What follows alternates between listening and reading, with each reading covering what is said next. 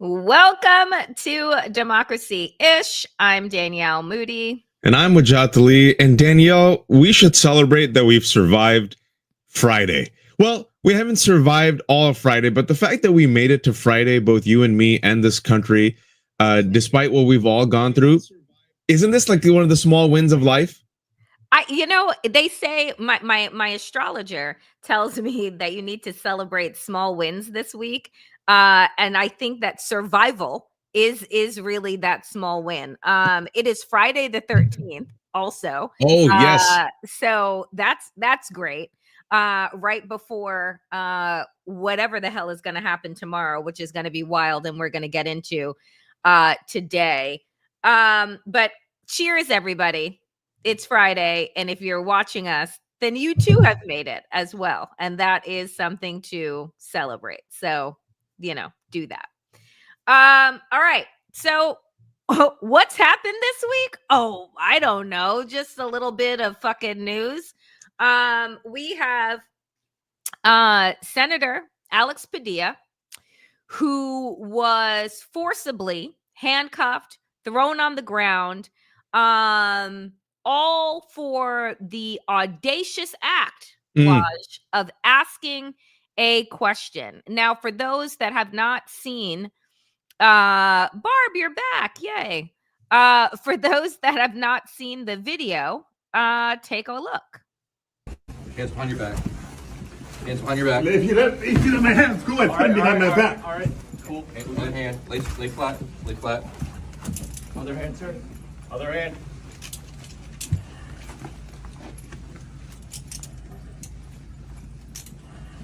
There's no recording allowed out here.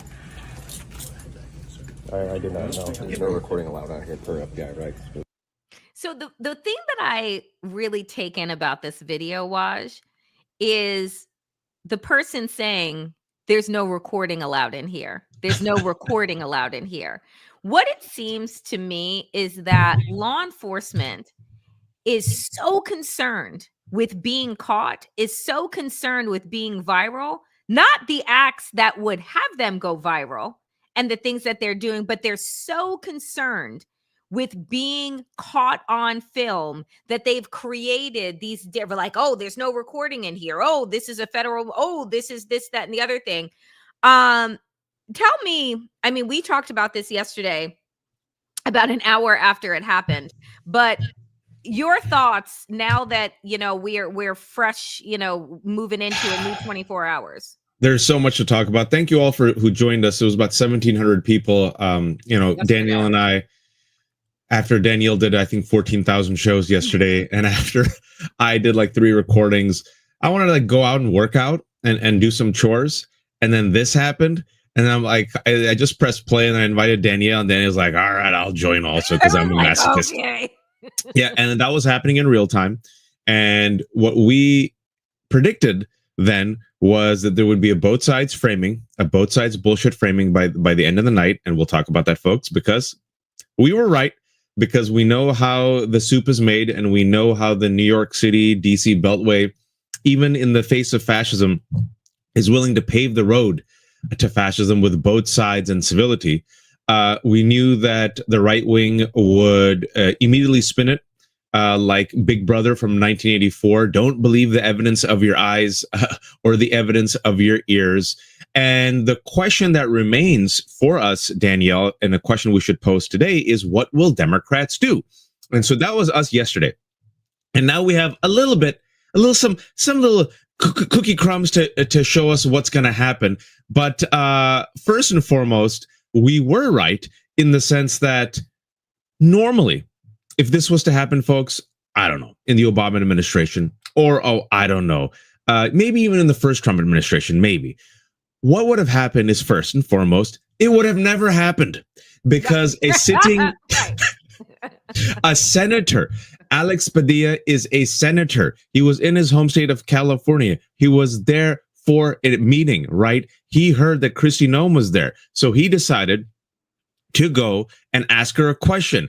The reason why he decided to go and ask her a question, the theater of it all, is because she has not spoken to any of these people, and his state is being terrorized by ICE agents who are lawless and with masks. And the reason why they have masks, according to what Danielle said, is because they don't want to be caught on camera with their faces on. But people are not recording them, folks. So these lawless masked ICE agents who are weaponized have been unleashed by Stephen Miller in the past week to go terrorize LA, Home Depots, factories, now even freaking farmers, the ones who pick your fruit and vegetables, 7-Elevens, right?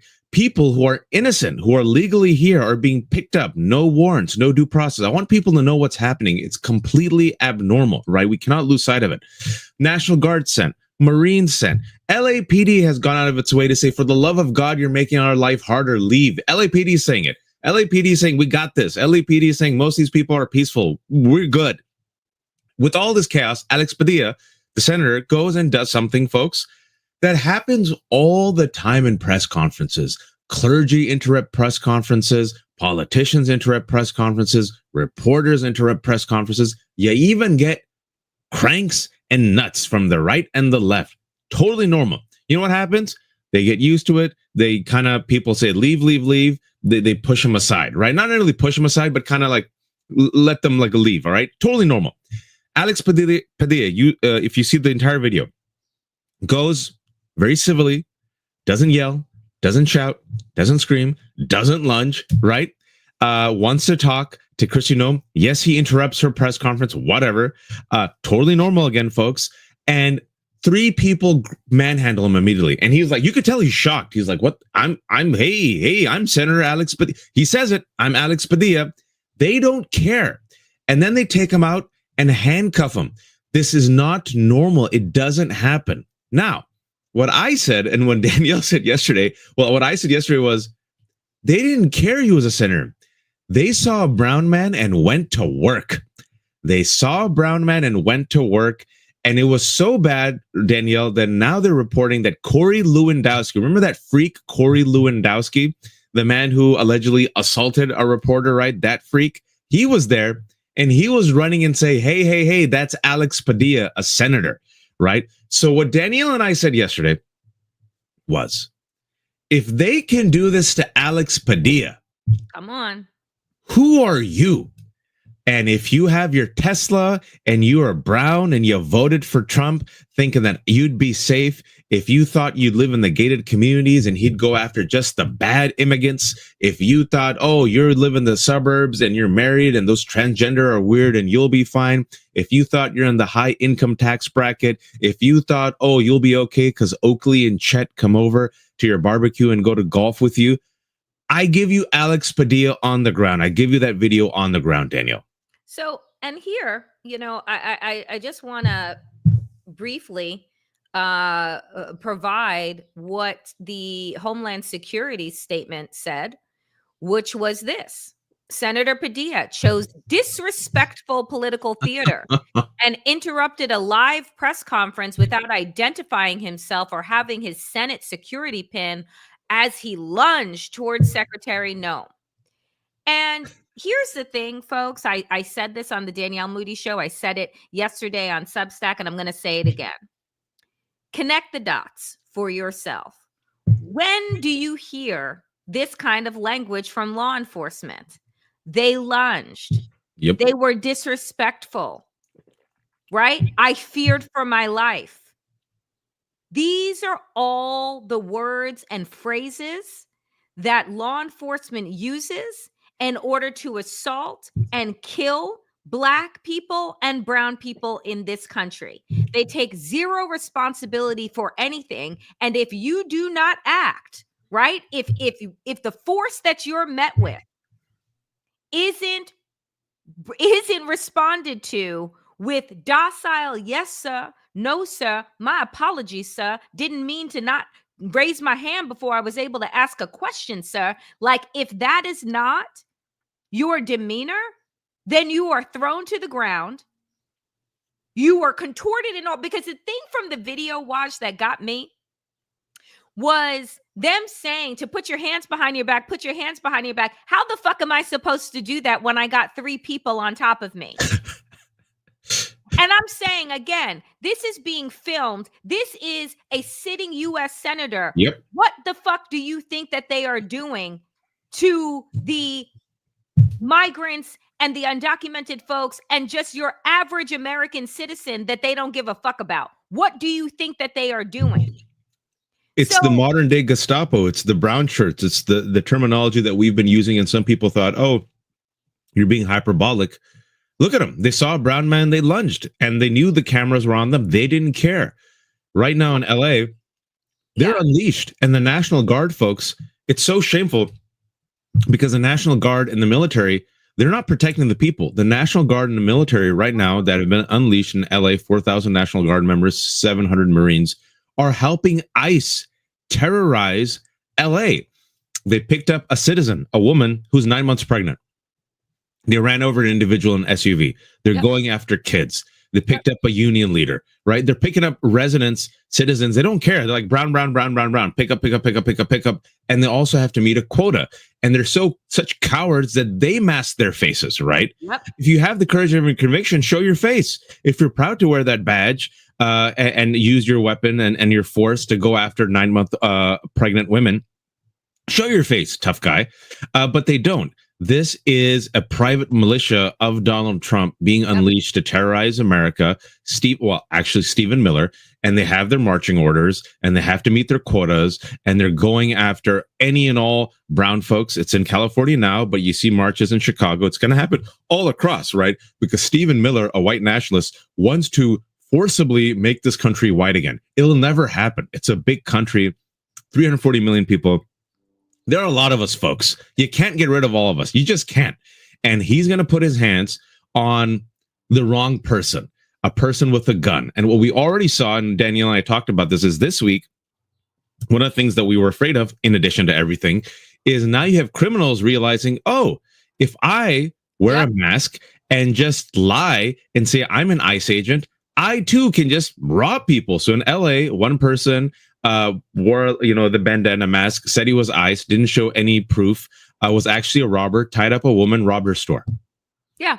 And also, that has happened a number of times. A woman was sexually assaulted. Why? Because she was picked up by an unnamed person, unidentified person who said that they were ICE. Because guess what? You can get the fucking ICE t-shirt and badge on Etsy, which is what a member of Congress said to Christina. What are you doing about that? And she said, I have no idea. But they're going to liberate us, Danielle. Don't you know? So this is where we're going. So a federal judge last night says Donald Trump's actions were illegal and were an overreach, and that by noon today, which is right now, that he needs to release the powers of the National Guard back to Gavin Newsom. And this is what Kristi Noem, Ice Barbie, said in response to that. She goes, oh, wait, let me pull up the actual clip of her. Going away. We are staying here to liberate this city from the socialist and the burdensome leadership that this governor and that this mayor have placed on this country. I'm sorry, what? States' rights where? Because these are the same people that when they are leading states say that, and Kristi Noem in particular said that if Joe Biden nationalized the National Guard against her state, there would be quote unquote hell to pay.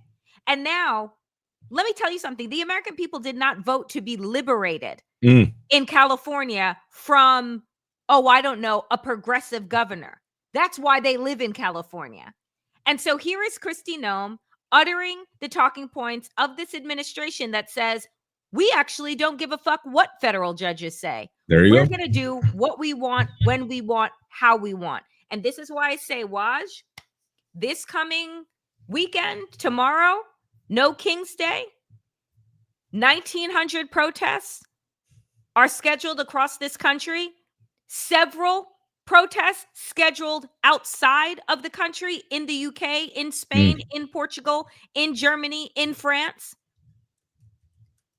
Donald Trump is setting the table for his militarized authoritarian takeover.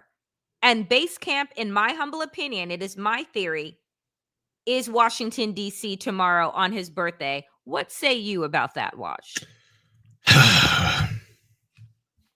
My fear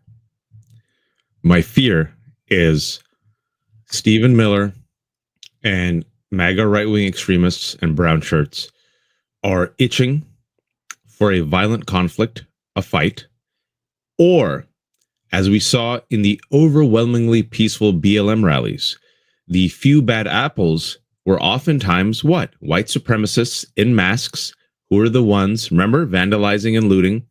And then later they found out, because the black folks who were there are like, they ain't part of us. Like, we don't know who they are. And you saw those images being used to demonize BLM. So my fear is that will we have some of those bad faith actors deliberately provoke a conflict and or throw something at the police and military, which then gives justification for Donald Trump and Stephen Miller and others to unleash a further crackdown on protesters, on civil disobedience, on our freedoms. And I want to remind people, in 2020, when Donald Trump was still president, he physically cleared out Lafayette Square, which was populated by peaceful protesters, and General Milley then later apologized. And that was when Donald Trump went and did his little photo op with the upside down Bible. And later we found out the Secretary of Defense at that time was Mark Esper, right-wing dude, but at least a little bit more qualified and competent than Pete Hegseth. And Esper later said that Donald Trump mused/asked, can't we just shoot the unarmed protesters in the leg? And Esper and even then Attorney General Barr said, no, you can't just shoot American protesters who are unarmed in the leg. And Trump was really pissed off. Trump also said, remember, quoting the racists of the 1960s, when the looting starts, the shooting starts, right? They want violence. He thrives off of violence. This is a man, folks, when he was running for president 10 years ago, openly encouraged violence. He encouraged his right-wing base to beat up the protesters. He said, I'll pay for your legal fees. He's applauded violence against the press, whom he calls the enemy of the people. So all those folks who've been listening to us and who might be like, Danielle and Waj, I like you, but you might exaggerate. Danielle and Waj, I like you, but I don't think it'll be that bad. Danielle and Waj, I like you, but I think things will be fine. I give you this week, Danielle. I give you yesterday. I give you the clip you played of Padilla. I give you friggin' innocent people being terrorized. And then I give you military tanks rolling down the streets of DC right now, just 20 minutes away from where I am, in preparation for a $45 million military parade bash for Donald Trump's birthday. And you all said it can't happen here. So here's my thing about what people are thinking with regard to, as you notedly said, bad actors. I don't think that those bad actors are actually on our side. I actually think that you have Oath Keepers. That's what I'm saying. You have the Proud Boys that have been deputized by this administration, that they are going to plant in different cities, tell them to do whatever they will. They'll be protected, right? You had cops on camera that was going around the internet bashing their own police cars. When we say that this is pure theater that they are creating in order to institute martial law, we've been talking about this ad nauseum for years. And then you have fucking members of Congress like this who say both sides were wrong in this. No, that's Chris. That's Chris. That's not members of Congress. So that is Chris Cillizza, the former CNN, Washington Post CNN reporter who, and then if I may, go ahead, please. At 3:13 p.m. So at 3:13 p.m., but this is 4:18 p.m. I did a Blue Sky post where I said, just watch remoras and parasites of the incestuous media ecosystem will do a both sides analysis of this. And what I also said, what they'll say is there was a better way for Padilla to protest. Yep. And then, folks, I want to be wrong. Like I get no joy. I get no joy. Danielle and I have no joy of the past week of saying, told you so. This is the world's worst. I told you so. An hour later, Danielle, we're not making this up. Okay, so excuse me because I saw the sizzly and I thought it was you know who I'm talking about? Yeah, the yeah. member of like that's who I thought that it was. Okay, so you have now media journalist comes out and says both sides were wrong in this. One, Senator Padilla was clearly aiming to create a scene. What the fuck do you think that this regime is doing by bringing in hundreds of Marines and thousands of National Guardsmen? What do you think that they are doing? What do you think that they are doing with masks and literally picking up pregnant women off of the street, lying and trying to steal children from their classrooms? What are you talking about? And then he says, too, he was handled too roughly by security there. Why can't we agree on this? Not everything is one side acting utterly benevolently while the other side acts evilly. Thank you, Eddie Glaw Jr., who responds in kind. This take is just absurd. And he is nicer than me because I would have told Chris, like, rescind, like, just shut down your social media account. Do not call yourself a journalist. You are a fucking idiot and should not have anybody following you for any type of information whatsoever. He would be the same person that during the civil rights era, as people are sitting at lunch counters and saying, you know what? They shouldn't be in there. The law says that Black people shouldn't be allowed to sit at lunch counters. So they're going in there and they're instigating violence. They should just follow the law and find a better way to protest. Oh, but don't march. Oh, but don't sit in. Just die. Right. Yeah. Don't march. Don't sit in. Don't chant. Don't do economic boycotts. Don't kneel during the national anthem. Just die. But die well and quietly and off my lawn. I was going to say, do it quietly. Yeah. Do it quietly. Don't make just a scene. die. Yeah, die, but away from my neighborhood, especially Correct. away from my lawn and away from my kids. Correct. And then as you're dying, clean up the blood, please. So we don't spend money. Yeah. Just clean up the blood, your own blood as you're dying. Because everything, it's a little uncomfortable. I don't like the blood. I just went and got like an injection. Ooh. So this, folks, Chris, he's always been a clown. This is the man who was given a platform in the Washington Post. This is the man who was given a platform at CNN. Literally, you were thinking, how will they both sides it? You saw it. And I get no joy, but since, Danielle and I have the gray hair.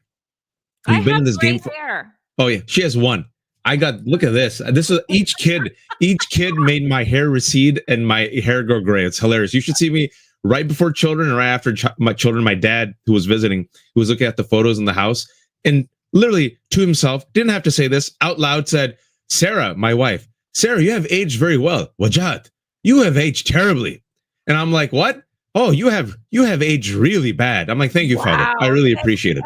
But we're old enough and we've been in this game long enough that we know how these players think. And what I've often said is these folks in politics, in establishment, in media, in corporations for the past 10 years, they're not agile. They cannot adapt. They cannot evolve. No. They're not built for this fight and they're not made for this moment. Mm-hmm. And you have seen it over the past 10 years. Don't go back 10 years. You've seen it over the past week. It isn't just the corporate law firms. It isn't just Bezos and Tim Apple. It isn't just the law firms. It isn't just the media. It isn't just the Remoras and the Jake Tappers, the Chris Cillizas and ABC News. Also, folks, it's the Democrats and specifically the Democratic leadership. And I've been holding on to this clip from 10 days ago, right? I've been holding on to this gem, waiting for the moment. Folks, Padilla isn't the first one who got assaulted. There was an aide, Nadler. There you go. Thank you. Tell them what happened. These are just the four officials. But what Waj was about to tell you is that Representative Nadler's office was raided.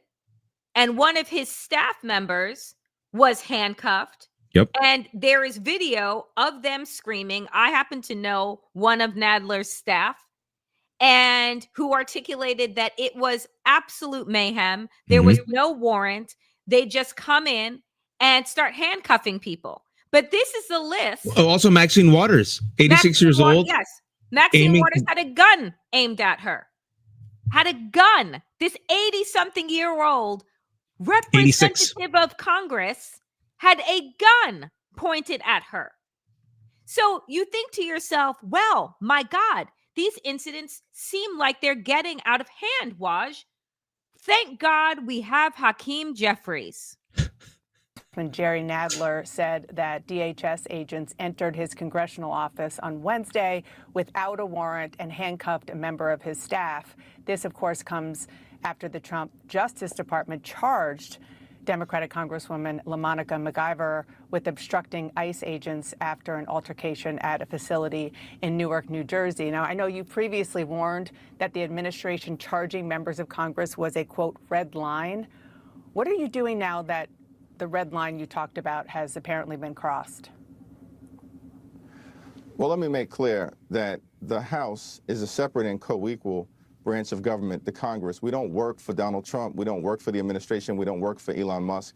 We work for the American people. And we have a responsibility to serve as a check and balance on an out-of-control executive branch. That's the constitutional blueprint that was given to us by the framers of the United States democracy that we have inherited over the last few centuries. And so we're going to continue to undertake our congressional responsibility, notwithstanding efforts by the Trump administration to try to intimidate Democrats. It's unfortunate that our Republican colleagues continue to be nothing more than rubber stamps for Trump's reckless and extreme agenda. And the American people, I think, will ultimately reject that next year when we will take back control of the House of Representatives. In the meantime, in terms of how we will respond to what Trump and the administration has endeavored to do, we will make that decision in a time, place, and manner of our choosing, but the response will be continuous and it will meet the moment that is required. Wait for it. What exactly does that mean? Have you not decided how to respond? We've publicly responded in a variety of different ways. We haven't let our foot off the gas pedal in terms of additional things that may take place with respect to our congressional oversight authority and capacity. We will respond in a time, place, and manner of our choosing if this continues to. So the follow-up question was, word salad. What the fuck does that mean? Yeah, and Dana Bash wasn't even trying to be snarky. She heard it and she was like, what? I don't think anybody understands what you're saying. I don't think that you understand what and he you're didn't. saying. And that was, folks, that was 10 days ago, 11 days ago. We will respond in kind if there is. And I'm just like, oh, so did you have no rap lyric to drop? Did you have no Biggie, no nothing to show how down you are? You have no plan. And let me just again put up the list. This is without Maxine Waters, without Nadler's office being raided. Like, what are we doing here? And so every single time that I listen to these establishment Democratic leaders say absolutely nothing as we are being met head on with fascism, head on with militarization, we need another party. The Democrats are not it. They don't know what they're doing. Waj, we are 5 months into this regime, but we are nearly a decade into Trump. Yeah. They're not built for this. They're not made for this. They are not made for this moment. They're not built for this fight. I've been saying it for a decade. Look at that clip. I can't even just, did you hear him? Did you hear him, folks? Mm-hmm. Would you pick that fighter? If that was your fighter, you'd probably just kill yourself. You'd be like, it's over. What's the point, right? You'd like do your last rites. They're not made for it, Danny. I don't know what else to say. Sometimes some fighters aren't made for a specific battle. They're not made for this. So let me ask you this, because I didn't play this. I want to play this now.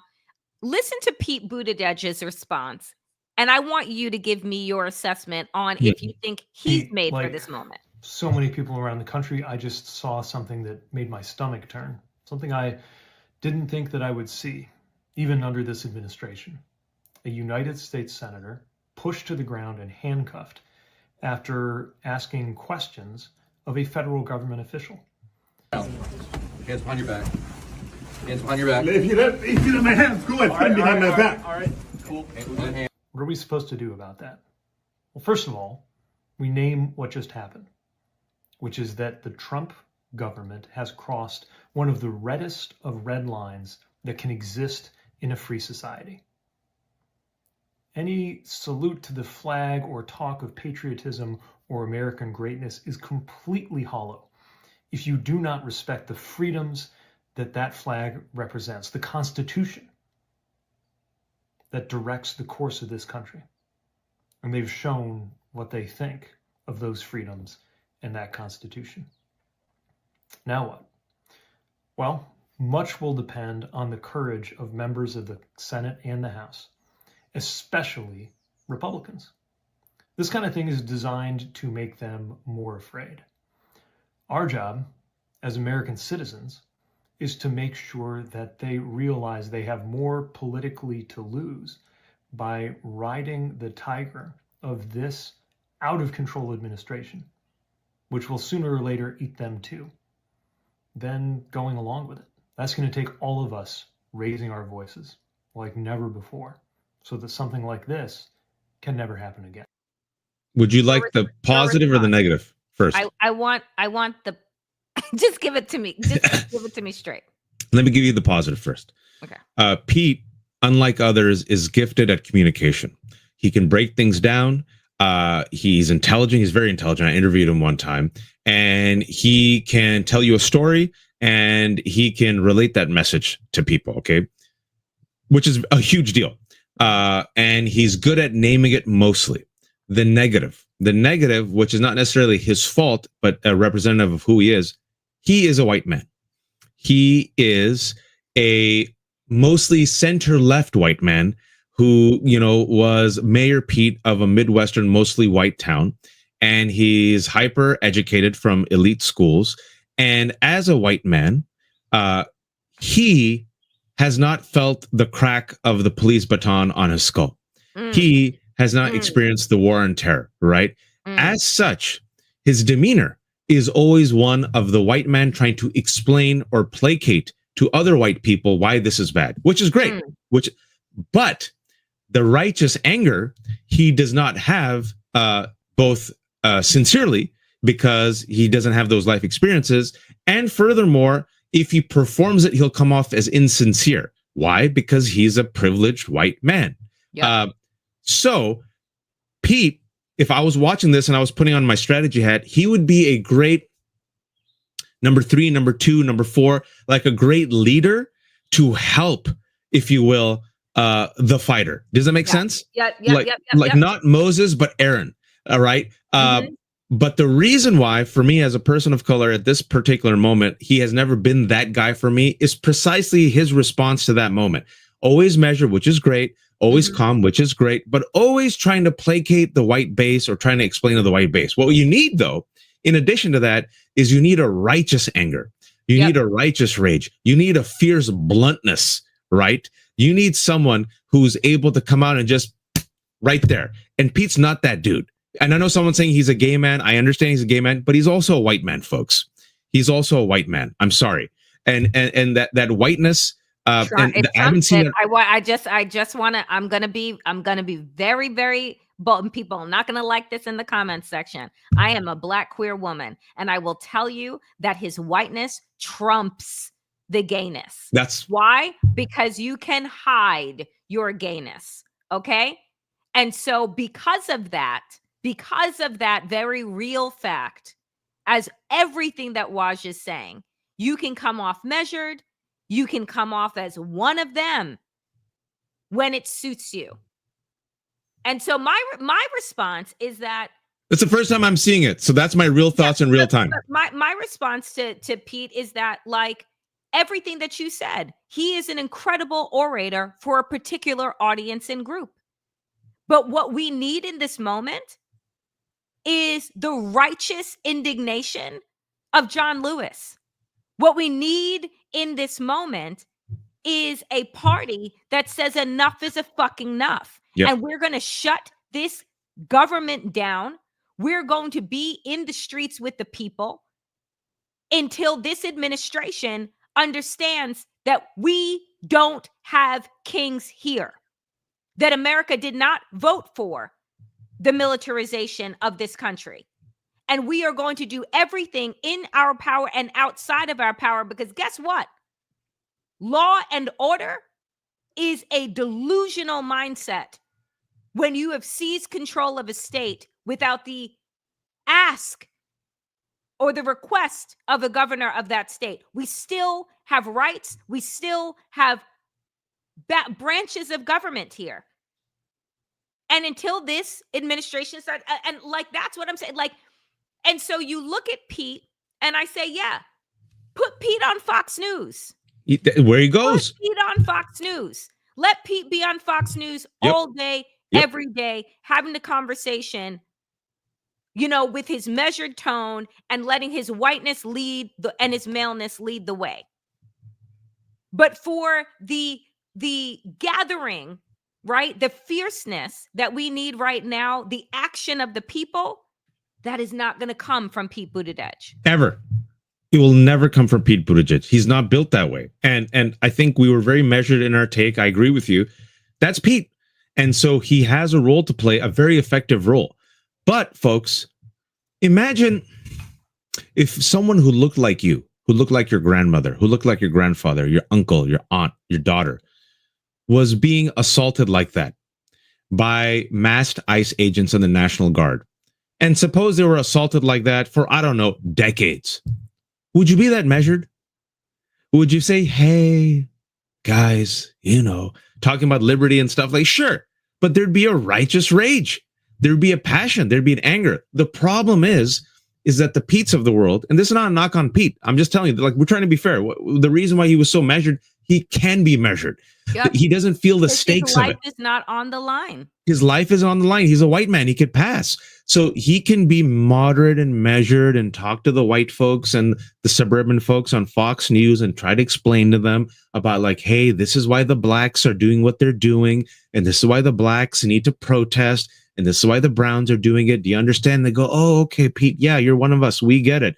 But then you need someone to be like, I'm sick and tired of my wife friggin' being manhandled by an ICE agent. I don't want my daughter being kidnapped. Why the F are these workers being sent to El Salvador? Why do I feel like I'm being terrorized by my own law enforcement? How come my president doesn't have my back? Who's fighting for me? And that's the type of passion and that righteous rage that I am missing from the Democratic Party. And then what we've seen this week, folks, and we try to be fair, Gavin Newsom, shitty guy, all right? Like, just a shitty, he is what he is. But the last week, Gavin Newsom remembered, oh yeah, when I'm the fighter Newsom, people like me. And look at Gavin Newsom. Gavin Newsom, perfect example. Okay, what we're talking about. Please, yes. Once Trump won, Gavin Newsom as a white man, tell him what he did. Tell him what he did. I mean, here's what Gavin Newsom did. He did the wonderful white moderate two-step, which is that he saw and read the writing on the wall and he said, oh, MAGA, they're popular.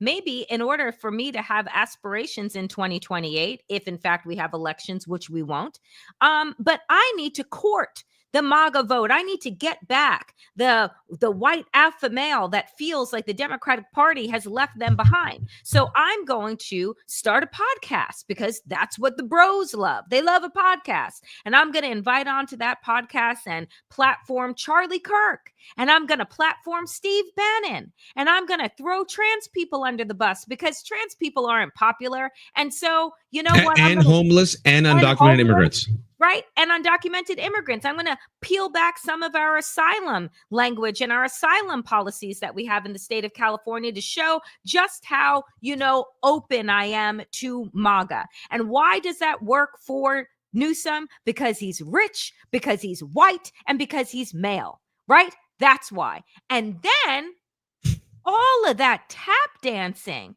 all of that, shape shifting didn't help his state, because right now, thousands of troops are there. And you got Christy Ice Barbie Gnome talking about, we're going to stay because we're here to liberate. Liberate from what? Oh, your leftist ideology. Socialist, new scum, now, tar and feather.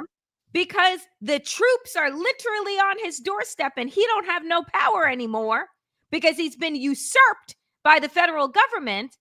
It's now all of a sudden remembered who the fuck he was and is now talking tough. Yes, is it righteous indignation as cosplay?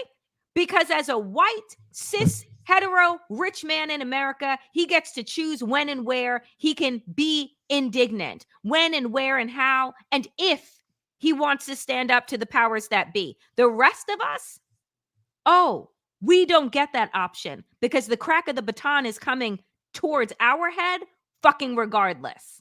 And Alex, real quick with this comment that's posted below, I have not said a white man can't be the leader. I don't care who's the leader. Alex, give me a break. Give me a fucking break with that. Give me a break. You just need a fighter. You need a fighter.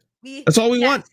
If Gavin Newsom or Pete or Bernie or anyone are consistent with their righteous rage and they're consistent in their messaging and they lead with values, I don't care. Let it be a white guy. And by the way, speaking about white guys, there's only been one president in this country who's been a black man, Barack Obama, and he had a white wife. Why? Because black voters and people of color, we're not stupid. We're mostly strategic voters, and we realize this country will only vote for a white guy. So that's how you got Biden in 2020. We sat there and we thought, seriously, folks, go back and look at the analysis. I thought about it. I'm like, who could he have picked? Who should he have picked? Hillary Clinton. But it was going to be too much progress for one ticket. So they picked the black guy and then the white statesman to help guide him along the path to his presidency. The ticket could have been and should have been Barack and Clinton. Too much history. Too much. Even now, folks, like some friends were saying yesterday, they're like, okay, these are all brown folks who we just met yesterday. They're in the DC area. Some of them are in government. They're like, who should run in 2028? No one said woman, black man, right? Not because we don't want it, because we know America. So like, has to be a white man. And then the number two, maybe a black man. I said, what about a woman? And they're like, this country hates women. So like, these are the mental gymnastics that we do, folks. This is just for Alex, assuming it was a well-intentioned question. I'm not jumping on you, but you're thinking, a white man can't be. No, we're not saying that. What all I want is a consistency, a moral consistency, and a fighter spirit. Someone who taps into that righteous rage. People of color aren't stupid. We know America. That's why we voted for Biden, not because we're that excited by Biden, but we knew that white people would vote for Biden. That's why we said, who has the best chance to beat Trump in 2020? And it came down to, as I predicted, two old white men, Biden, Bernie. And then in Virginia, folks, if you remember, I'm here in Virginia, it was the primaries. It was Biden, Bernie. And then we saw that Biden got a bump. Why did Biden get a bump? Facts matter, receipts. South Carolina, Clyburn, black voters. And then once we in the South saw that it was Biden getting the win, we're like, all right, Biden's the white horse we will ride to beat Trump. So that's what we're saying. We just want the fighters, and you want something different because the same ish keeps happening, and you see the same type of incompetence, and you see the same establishment folks doing the same thing, bending the knee to corporate America, to money, to certain interest groups, to the white Chet voter who hasn't gone for them. You need something. I love that you change his name all the time. Chet. It was Oakley today. Chet. Brett. No, Chet doesn't play. Look, Oakley and Chad play golf. Chet is in the Midwest, who is middle class and poor, right? Oakley's not middle class. Chet. All right. Okay, Oakley's not middle class. Yeah, Oakley's playing golf. But speaking about the establishment and how Democrats have gone along with Republicans and not fought the good fight, folks, connecting the dots. In addition to the chaos of Padilla being assaulted, what did we see yesterday? I wanted to sleep. Nope. Israel, the country that the United States funds, the country that the United States give missiles and arms to, the country that the United States give diplomatic cover to, the country, folks, I know Democrats don't like to hear this. We got to bring the receipts that Joe Biden gave the green light to do its ongoing genocide. Without Joe Biden's green light, Netanyahu would not have been emboldened for the past year and a half to commit genocide in Palestine. People don't like hearing it. That is a fact. That is the truth. It was Biden and now Trump. It was the establishment of Democrats and Republicans. Trump came out and said, no more wars under my watch. America first. The world will respect us. The war in Ukraine and Russia will be over. And as our friend Julia Yaffe said, go ahead, keep track. Tell him. Keep track. So Trump says he will end the war in Ukraine in 24 hours. It's been 5 months since he became president again. And oh, yeah, that's right. Putin tells him to pound sand. War is now worse than ever. Trump says he'll solve the Gaza war. That war is now, guess what? Worse than ever. Trump tells Bibi not to strike Iran, to give him space to negotiate. Bibi strikes Iran 2 days before talks. Does it seem like world leaders respect Trump? Well, no one in this fucking country respects him either. So where are we?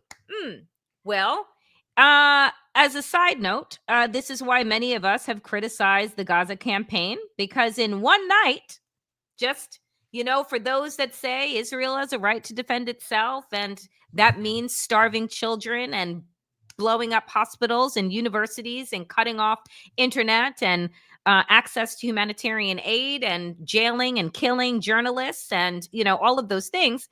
In one night, Israel hit Iran's air defenses, leadership, top scientists, and damaged nuclear sites.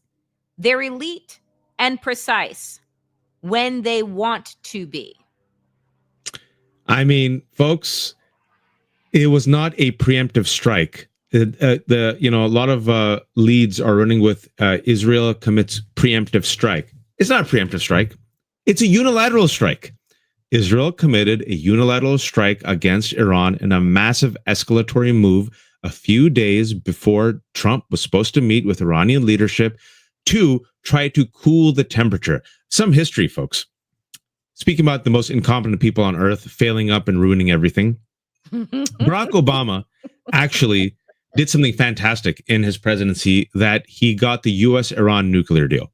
Hawks on both sides at that time criticized Obama.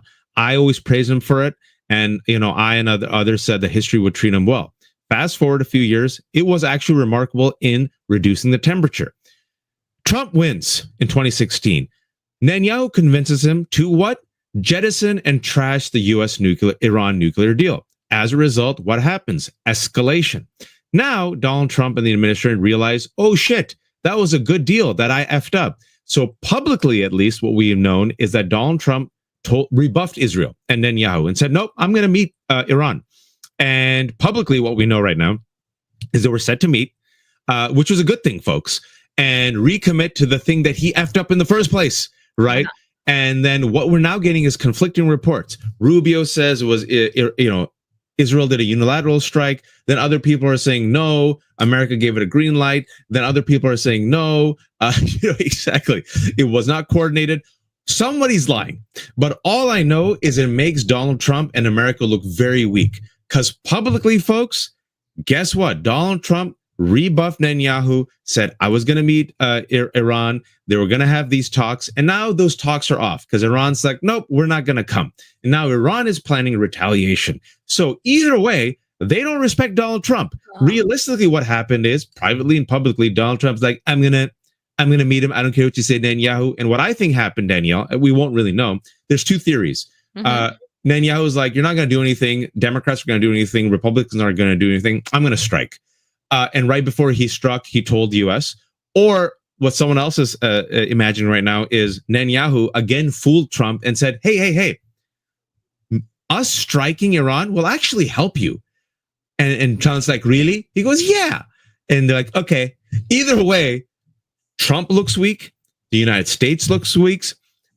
We now have massive escalation. God forbid this spills out Iran's not going to forget this. Benjamin Netanyahu is continuing his warmongering. We have freaks like Lindsey Graham saying game on. It's not a game, Lindsey. It's friggin' war. Why don't you go fight?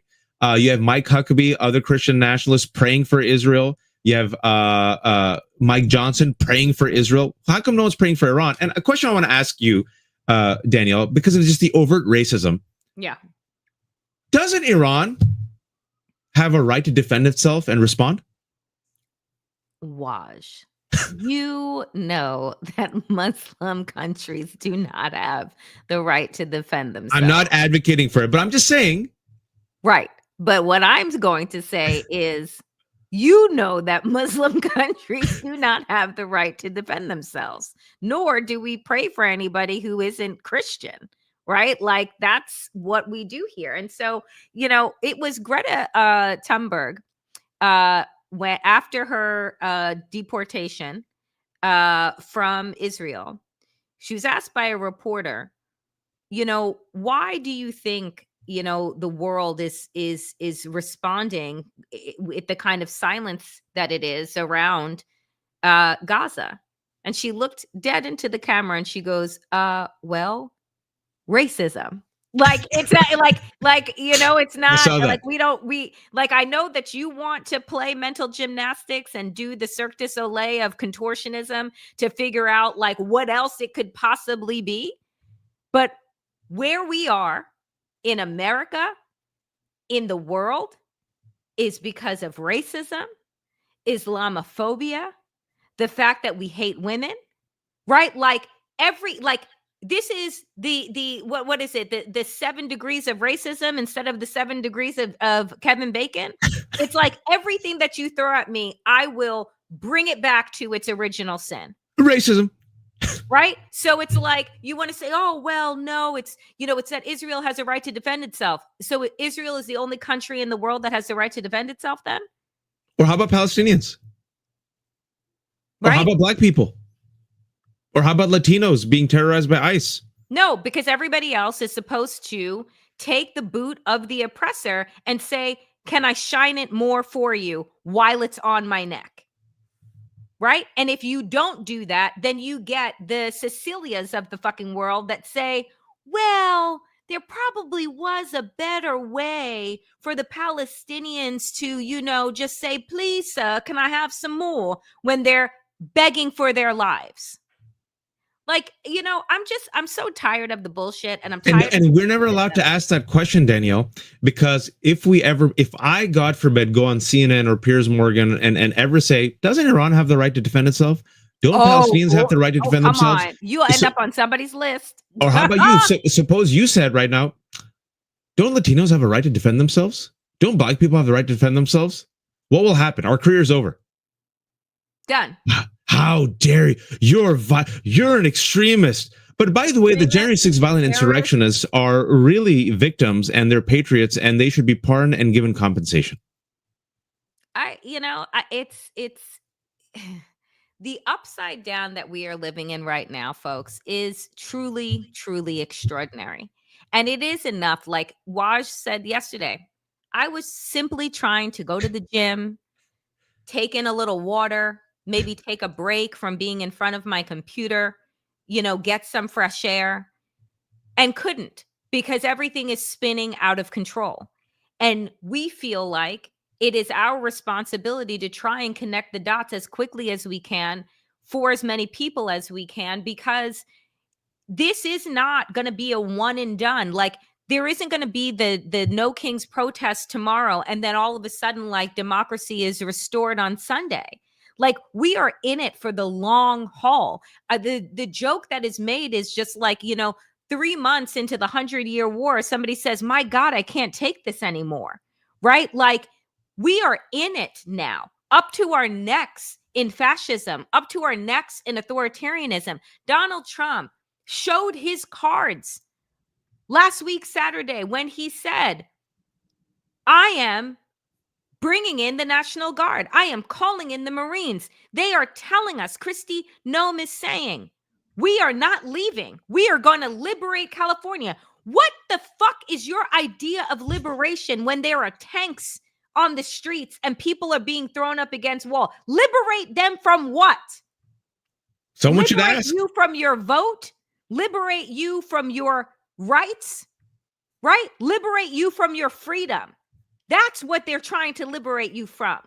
So for those that think that there is going to be a right way to protest and a right way to respond to this type of unhinged autocracy, I have news for you.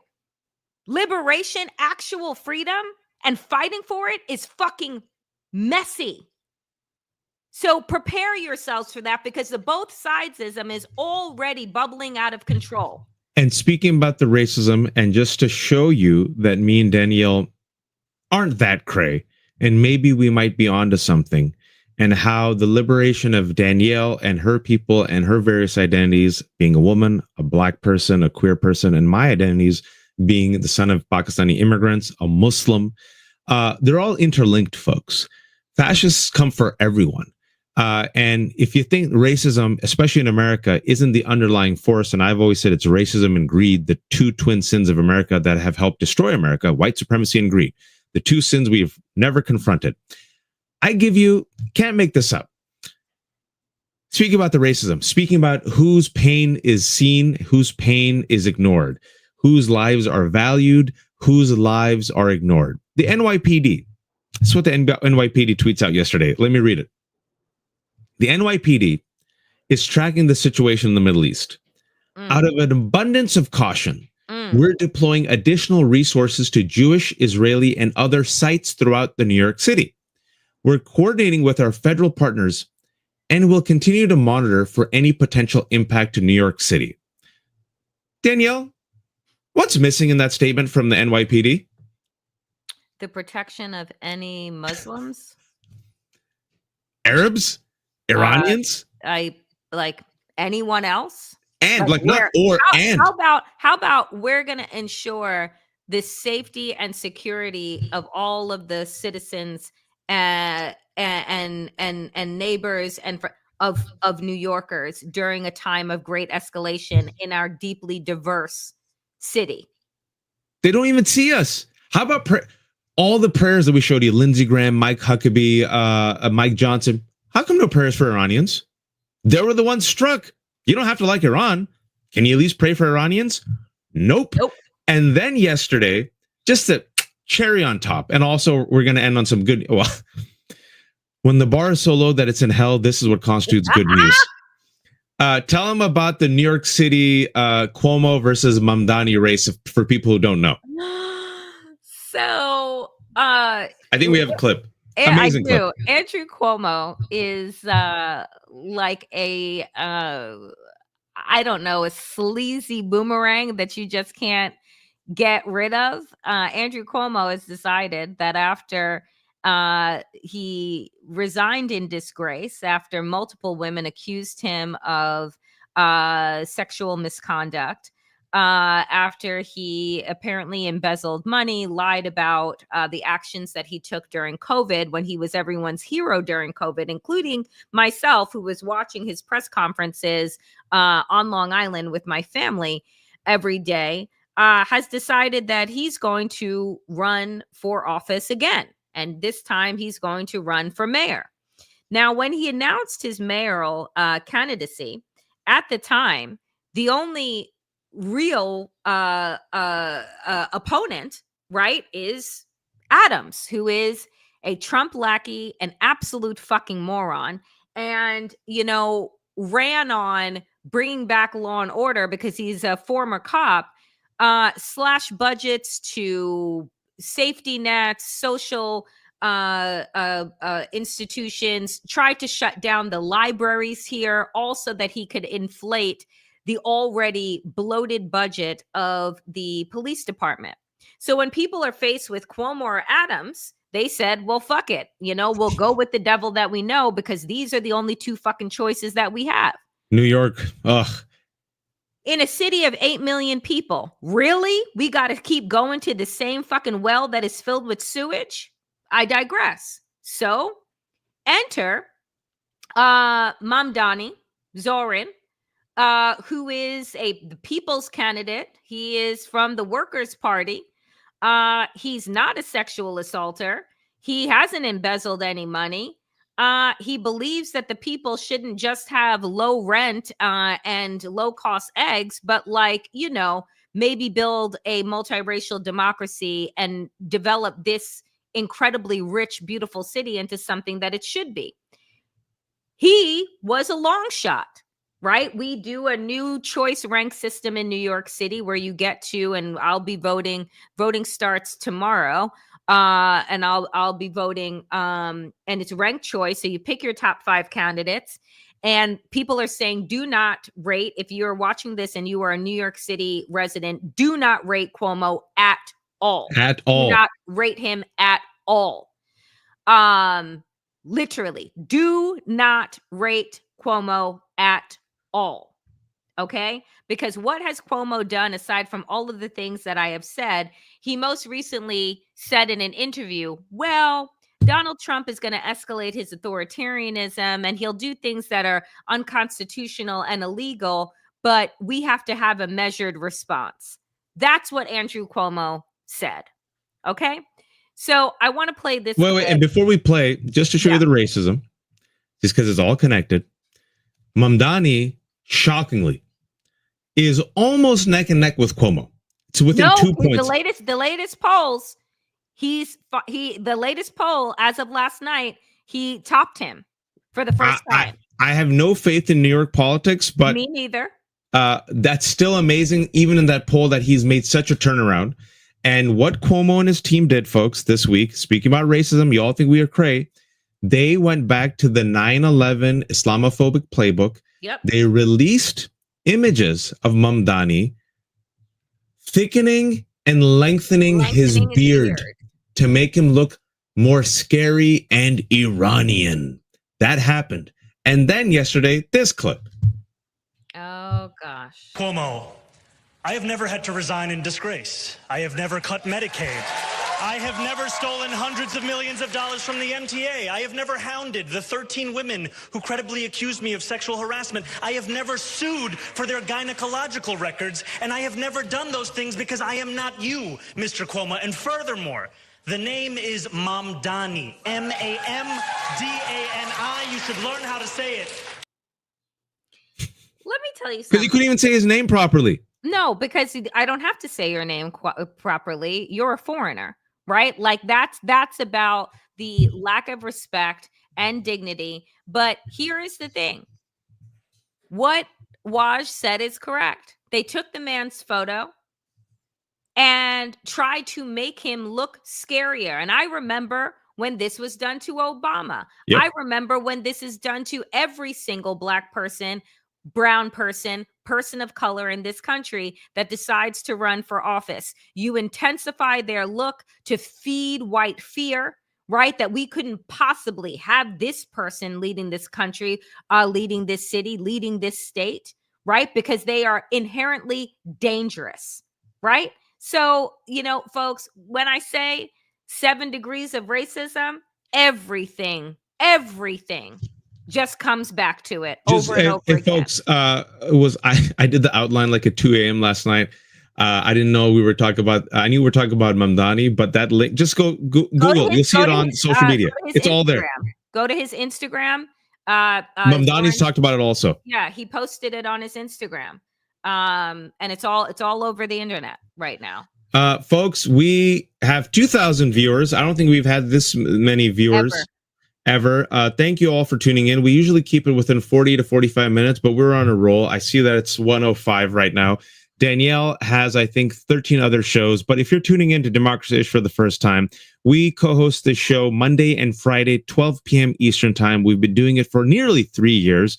And now we've added a Wednesday check-in on Substack around 3 p.m. Danielle is on the Damn Digest on Substack. I'm on the Left Hook. And everything that we do is without paywall. Not because we're stupid, but because we're terrible capitalists. We are fools, but merry fools we are, because we believe in an informed population fighting back against fascism. That being said, Danielle has bills to pay and I have 800 kids. So if you have a few dollars, we've kept it super cheap. $5 a month for our Substack. And for all the people who give tips, the super chatters, if you're watching on YouTube right now, you can give us a tip. So that the tips that come, that, $10 Motown Mimi, $10 Jimmy, Charlie Buck, thank you. Jules, repeat customer, gave us $15. Rebecca with the 20, I appreciate you. We appreciate you, Rebecca. Thank you so much. Even the $2, it goes such a long way for us. Barb, thank you so much. Because we are independent. We take no money from any other source, no money from any corporate agenda, no money from any politician, which allows us to say what we want, how we want, when we want to say it. And we appreciate all of you. Danielle, if you're watching this on YouTube, Danielle is, how close are you to 25,000 subscribers? I think that somebody just said 300. Let's just take a quick little gander. And I believe I can't do math. Oh, shit.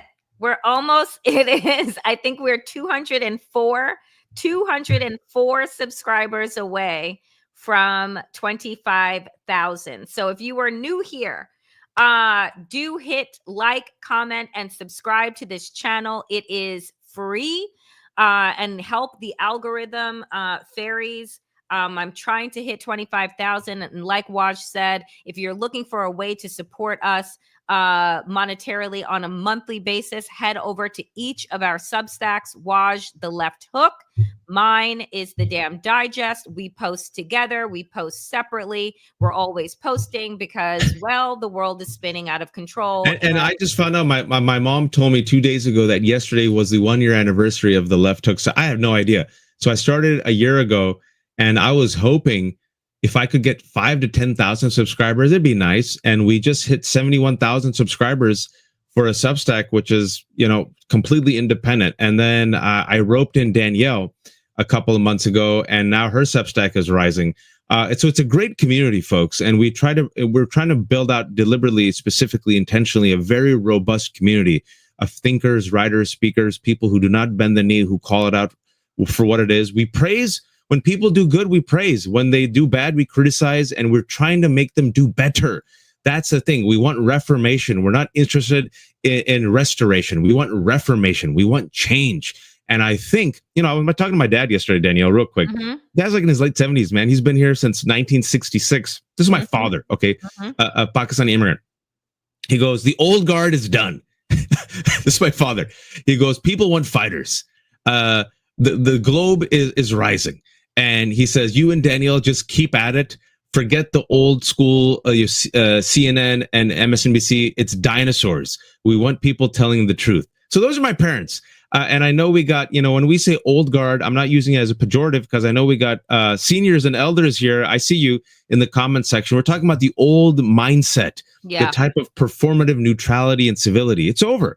You want righteous rage. You want people to stand up and fight the good fight with ethics, with pride, with conviction. And so we hope that's what we're doing on this show. Thank you all for joining us today. Please subscribe to Danielle. Danielle, tell them how and where people can find you. Yes. Okay. So quickly, one, I want to shout out Susan Thompson, who is our incredible moderator. Susan shows up for my show, the Danielle Moodie Show, Monday through Thursday. She shows up here on Mondays and Fridays, and just keeps the comments going, keeps it cordial, keeps it community-based. And Susan, honestly, we could not do this without you. And I thank you so greatly for the dedication that you have to this channel, and to us, and the work that we do. We really, really appreciate you. And then on top of that, folks, if you're watching from Waj's Twitter, come to the Danielle Moodie channel on YouTube, like, comment, and subscribe. It is free. Find us on Substack, where we are posting incredible commentary on a regular basis. And tomorrow, folks, June 14th, it is No Kings. Head to nokings.org, head to indivisible.org, 5050.1. Folks, if you are going out tomorrow, please be safe. Take water with you. Take food with you. Safeguard your phones. Write down on you your people's contact information in the event that you get picked up. Bring a mask. Bring goggles in the event that things turn dangerous and there is tear gas. Bring a towel that can be wet, that can be put on your face and on your eyes. Have a plan to stay safe. My hope is that things will be peaceful, but like we said, there are bad actors that are being planted all over the place. And so take your safety incredibly seriously. And I want to say this just quickly too. My friends have asked me, can they bring their kids to the marches? They, you know, and back in the day, I would say, yeah, absolutely. Like they should see this in action. For tomorrow, I am saying if you have kids and they are little kids, no, do not. Unless you're just like, we're going to stand on the front lawn and we're going to watch people pass by. Just stay safe, have a plan, go to those websites. And then to all of the fathers, including my wonderful co-host, happy Father's Oh yeah, Day. I didn't even realize, because who cares about dad?